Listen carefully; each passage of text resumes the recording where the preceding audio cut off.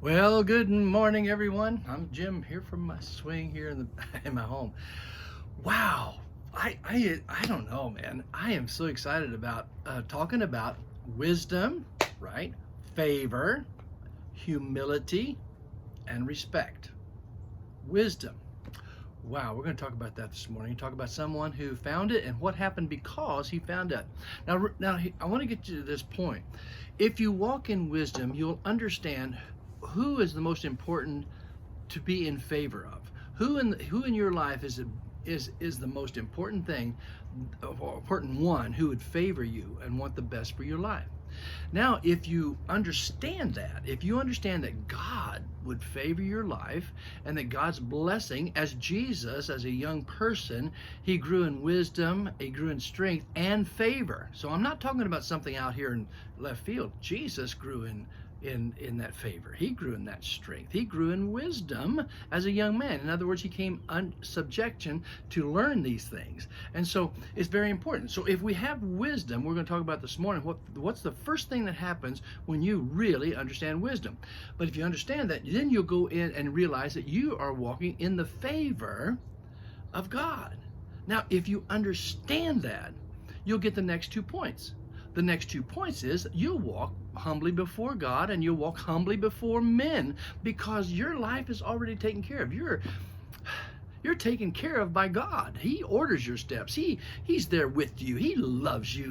He's got a plan for your life. He even will maybe let you go through some character building situations, but you know he'll never leave you nor forsake you. He's going to be there with you. And then all of a sudden, you breathe.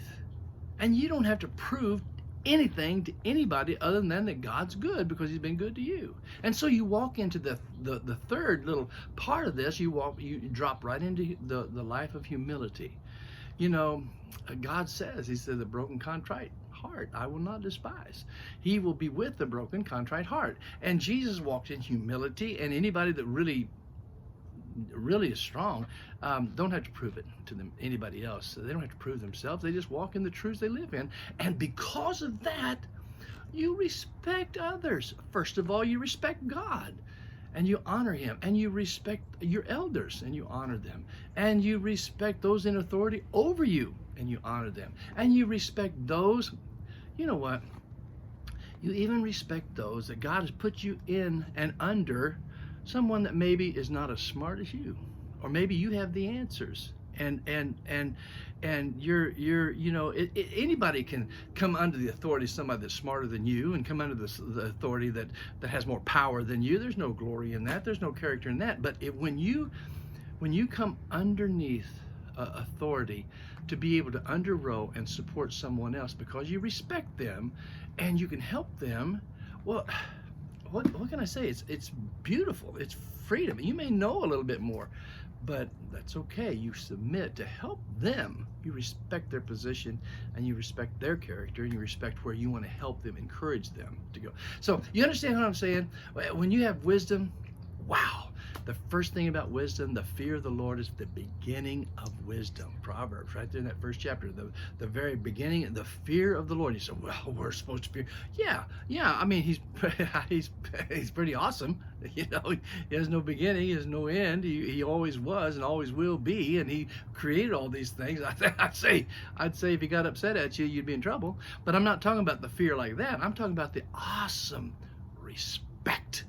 The awesome respect of being willing to sit down and say, I want to know what you want for my life. You have a better perspective. You know the beginning and the end. You can see all between that. And I want you on my side to say, let me hear you. Let me be directed by that still small voice. That still small voice is the wisdom of his love for you. And he speaks to you. This is the way, walk you in it. You see what I'm saying? I could stay on this. I just love this because it gives you all of this gives you hope. It gives you joy. It gives you peace. It gives you long suffering. Oh my goodness. It allows you to be gentle. And there's one more thing. Well, there's probably more. But it allows you to walk in a life of kindness.